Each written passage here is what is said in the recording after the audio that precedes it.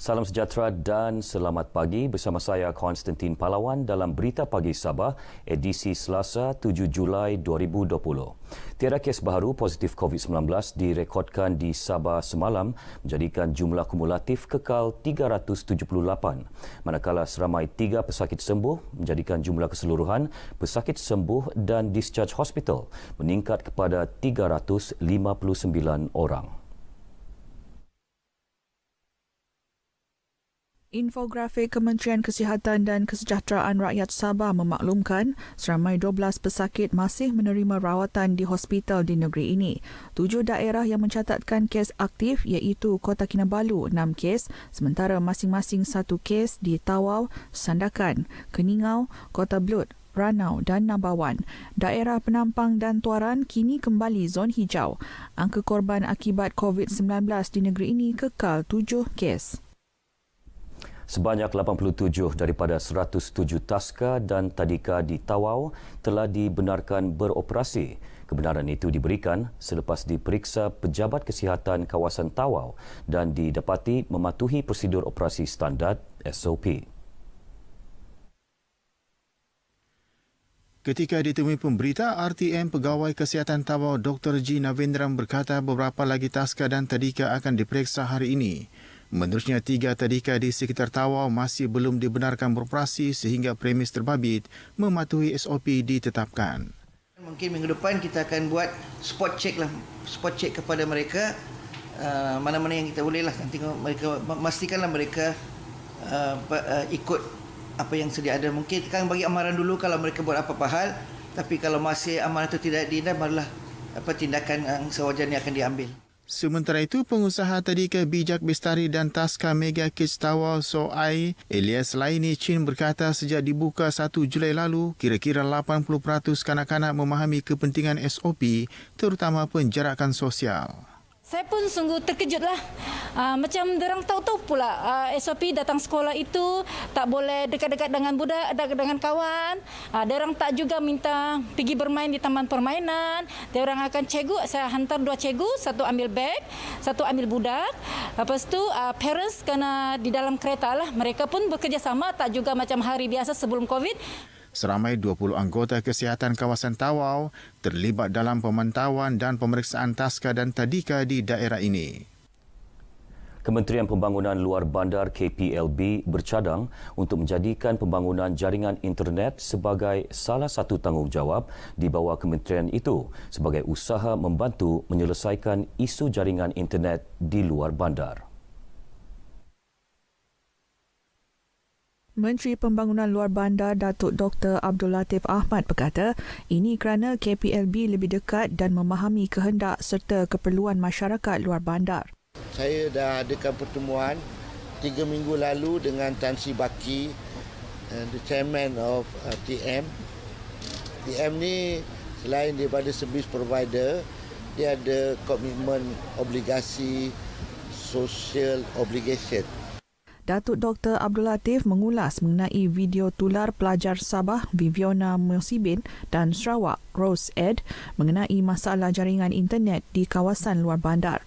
Beliau berkata demikian dalam sidang media sempena lawatan kerja di Tadika Kampung Muhibah Beaufort. Tambah beliau, masalah jaringan internet bukan sahaja berlaku di Sabah dan Sarawak, malah di Semenanjung.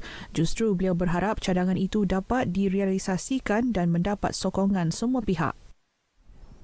Lebih 1,200 penjawat awam persekutuan di Sabah mendapat manfaat dengan pelaksanaan projek pembaikan dan penyelenggaraan 501 unit perumahan persekutuan tahun ini. Projek ini membabitkan peruntukan kerajaan persekutuan berjumlah 1.8 juta ringgit melalui pakej ransangan ekonomi prihatin rakyat yang diumumkan Perdana Menteri Mac lalu.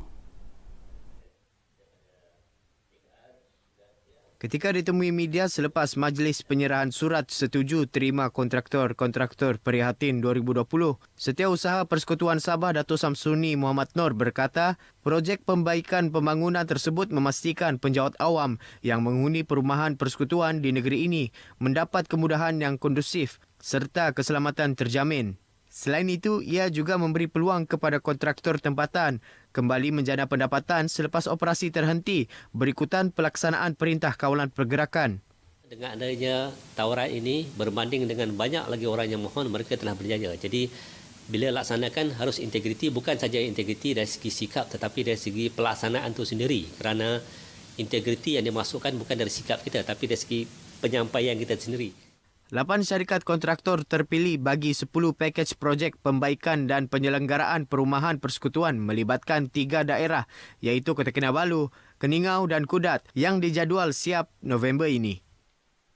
Pertubuhan Keselamatan Sosial Perkeso Negeri Sabah terus komited membantu golongan yang memerlukan menerusi program Tanggungjawab Sosial Korporatnya CSR dengan memilih Yayasan Dakwah Islamia Malaysia Yadim Negeri Sabah sebagai rakan strategiknya. Pengarah Perkeso Sabah Dr. Muhammad Ali Hindia berkata program tahunan ini dikendalikan Badan Hal Ehwal Islam BHEI Perkeso Negeri Sabah. Menerusi program ini, Perkeso menyerahkan barangan keperluan asas termasuk pakaian dengan nilai anggaran RM1,000 hasil sumbangan ikhlas warga Perkeso kepada Yadim Zon Sabah untuk diagihkan kepada golongan yang memerlukan. Itulah hasrat kami untuk memberi tanggungjawab ini sebagai sebahagian daripada tanggungjawab sosial kami di samping memberi peranan Perkeso yang sedia adalah. Beliau menyatakan demikian selepas majlis penyerahan sumbangan BHEI Pejabat Perkeso Negeri Sabah kepada Yadim Negeri Sabah. Sementara itu, Pengarah Yadim Negeri Sabah Haji Samin Ongki berkata sumbangan tersebut akan diserahkan kepada golongan asnaf miskin ibu tunggal dan mereka yang kehilangan pekerjaan dan memerlukan. Kita mengutamakan mereka yang memang tersenarai sebagai asnaf oleh Pusat Zakat Sabah. Sebab kalau kita mengharapkan bantuan zakat saja, bantuan zakat ini setahun sekali. Sedangkan hidup mesti diteruskan. Sumbangan akan diagihkan Jumaat ini bermula di Pensiangan, diikuti Ranau dan Paitan. Lebih 300 penduduk dari Kampung Mondikot dan Kampung Terintid di kawasan Kaiduan Papar menerima bantuan paip baru bagi menggantikan paip yang pecah akibat banjir yang melanda kawasan tersebut baru-baru ini. Paip sepanjang hampir 150 meter itu sumbangan Badan Bukan Kerajaan NGO Angkatan Sukarelawan Anak Pribumi Sabah ASAPS yang disampaikan Naib Presiden Parti Bersatu Sabah PBS Datuk Johnny Mositun.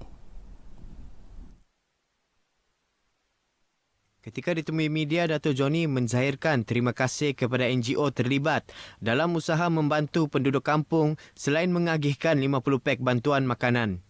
Kita harap dengan bantuan paip tersebut akan dapat menampung untuk mereka buat kerja untuk penyambungan paip yang telah pecah akibat banjir baru-baru ini. Ini adalah satu usaha kita untuk membantu penduduk-penduduk kampung. Bantu khususnya bangsa-bangsa banjir di negeri ini melalui kerjasama dengan pemimpin setempat. Setakat ini kami sudah menyalurkan bantuan kepada bangsa banjir di beberapa tempat. Dan saya bersyukur dan berterima kasih kepada Dato' kerana dia sudi memberi ini paip baru-baru ini. Kami punya paip rusak, jadi kami minta bantulah sama Dato'. Saya terima kasih juga lah kepada NGO yang memberi sumbangan barangan makanan lah. Dalam perkembangan lain, Dato' Johnny mahu permohonan penduduk kampung bagi pembinaan jambatan gantung di Kampung Molion sejak 2017 disegerakan demi kepentingan penduduk kawasan tersebut. Selain itu, beliau juga meminta jalan yang rosak teruk di kampung berkenaan dinaik taraf dan diberi perhatian segera. Fasa pertama pembinaan Sekolah Agama Negeri SAN Kampung Limbawang Beaufort kini dilaksanakan setelah mendapat peruntukan tanah seluas 0.41 hektar. Pembinaan tersebut membabitkan 3 buah kelas, bilik guru dan tandas dengan kos RM200,000 dijangka siap November depan. Ketika ditemui media selepas perasmikan Majlis Pecah Tanah sekolah tersebut, Ahli Parlimen Beaufort, Datuk Azizah Muhammad Dun berkata, pembinaan ini bagi menyelesaikan masalah banjir yang sering dihadapi di sekolah berkenaan. Saya memutuskan untuk memulakan dulu fasa pertama ini dengan peruntukan saya sebagai ahli parlimen supaya kita boleh laksanakan dengan segera dan dapat kita pindahkan pelajar-pelajar ke kanak-kanak kita itu ke tempat yang lebih selamat di sini.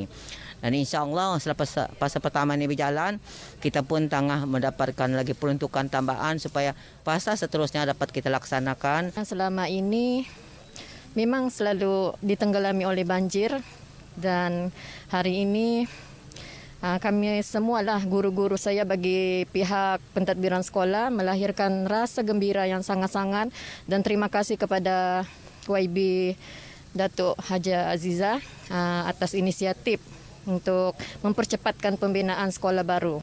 San Kampung Limbawang menempatkan 150 pelajar. Sabah mampu melahirkan penulis berkualiti dan berimajinasi tinggi dalam menghasilkan seni karya penulisan yang bukan sahaja membawa identiti negeri ini, malah identiti Borneo. Pemenang Hadiah Sastra Perdana 2019 yang juga penulis muda asal Sabah, Rohaini Mat Darin berkata, kepelbagaian sumber khazanah serta keunikan etnik dan budaya yang ada di negeri ini boleh menjadi sumber inspirasi penulis menghasilkan karya tersendiri yang berkualiti. Kita ingin mencari manuskrip yang benar-benar sifatnya universal. Maksudnya bila terbit nanti bukan setakat di Borneo saja, bukan di Malaysia saja, tapi kita boleh pasarkan keluar negara. Rohaini ditemui RTM sempena bengkel perolehan manuskrip karya sastra dewasa 2020, Anjuran Dewan Bahasa dan Pustaka DBP di Kota Kinabalu. Sementara itu, pengurus projek bengkel tersebut yang juga penolong perancang bahasa DBP Kota Kinabalu, Hadini Yunus Gadong berkata, bengkel bertujuan memupuk semangat para penulis agar terus menghasilkan karya bermutu dan memenuhi keperluan pembaca masa kini. Terbitan digital ini akan berkembang dari semasa ke semasa. Ke arah itu. Cuma untuk yang di BB Cawangan Sabah, kita bermula daripada majalah Wadah. Seramai 20 orang menyertai bengkel 2 hari berkenaan. Sekian berita pagi Sabah, budayakan norma baharu, jaga diri, patuhi arahan pihak berkuasa. Saya Konstantin Palawan, salam sejahtera.